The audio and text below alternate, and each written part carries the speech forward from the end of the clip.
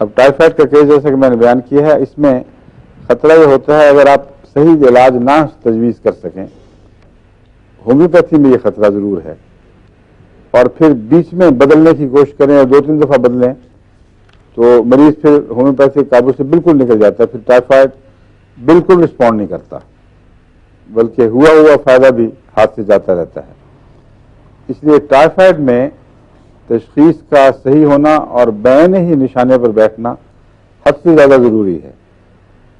اگر ایسا نہ ہو سکے تو محفوظ فارمولہ یہ ہے کہ بعض ایسی دوائیں استعمال کی جائیں جو ہر قسم کے ٹائیفائڈ میں کچھ فائدہ ضرور دیتی ہیں اور اندھیرے میں کوئی تیر نہ چلایا جائے۔ مگر یہ جو علامتیں میں بتا رہا ہوں یہ اگر ذہن نشین ہو جائیں تو اس میں کوئی اندھیرے کا تیر نہیں رہتا، بڑا کھلا انسان کو معلوم ہو جاتا ہے کہ کون سی دوا ہے۔ جو روٹین کا نسخہ ٹائیفائڈ کا میں نے بتایا تھا آپ کو پہلے، کیوں جی کہ نہیں بتایا؟ بتایا تھا، بھول گئے سب؟ کیوں جی کسی کو یاد ہے؟ یہ بہت ضروری ہے۔ بہت ٹائیفائڈ ہوتا ہے ہمارے ملکوں میں اور غریب ملکوں میں، اور افریقہ وغیرہ میں بھی ملیریا بگڑ کے ٹائیفائڈ بن جاتا ہے۔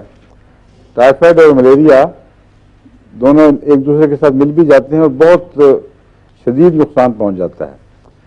ٹائیفائڈ کا جو روٹین کا نسخہ میں نے استعمال میں دیکھا ہے، اور الا ماشاء اللہ اس کے علاوہ ضرورت بھی خاص نہیں پڑی، خواہ جان کسی قسم کا ہو، وہ ہے فیرم فاس کالی فاس 6X، دونوں ملا کر بار بار دیے جائیں، اور لاجسٹک بمبارڈمنٹ جو ہے لانگ رینج ٹائیفائڈ کے اوپر بمبارڈمنٹ، وہ 200 میں پائروجنم اور ٹائیفائڈینم یہ ملا کر دی جائیں۔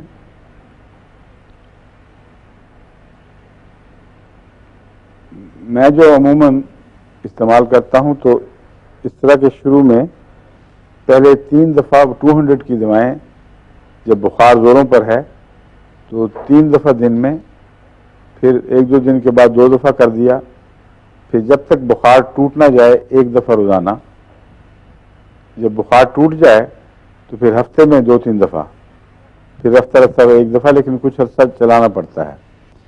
اور فیرم فاس کالی فاس 6X بار بار 5-6 دفعہ دے دیں، کوئی نقصان نہیں۔